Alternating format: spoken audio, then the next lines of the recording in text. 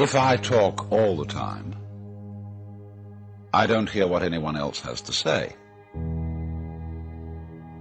And so in exactly the same way, if I think all the time, that is to say, if I talk to myself all the time, I don't have anything to think about except thoughts. And therefore I'm living entirely in the world of symbols, and I'm never in relationship with reality. All right, now that's the first basic reason for meditation.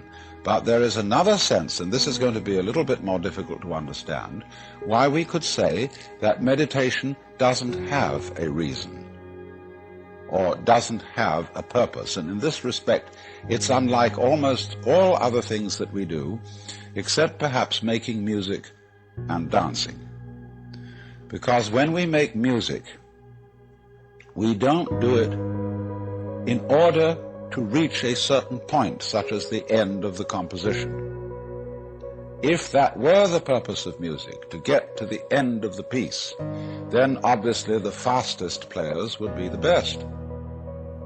And so likewise, when we are dancing, we are not aiming to arrive at a particular place on the floor, as we would be if we were taking a journey. When we dance, the journey itself is the point. When we play music, the playing itself is the point. And exactly the same thing is true in meditation. Meditation is the discovery that the point of life is always arrived at in the immediate moment. And therefore, if you meditate for an ulterior motive, that is to say, to improve your mind, to improve your character, to be more efficient in life, you've got your eye on the future and you are not meditating.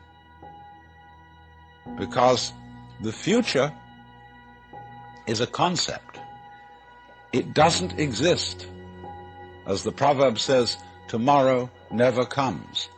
There is no such thing as tomorrow. There never will be, because time is always now. And that's one of the things we discover when we stop talking to ourselves and stop thinking. We find there is only a present, only an eternal now.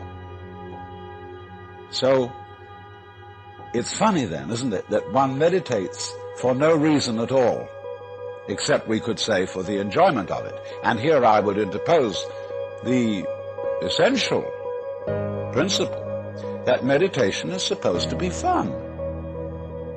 It's not something you do as a grim duty. The trouble with religion, as we know it, is that it is so mixed up with grim duties. We do it because it's good for you. It's a kind of self-punishment.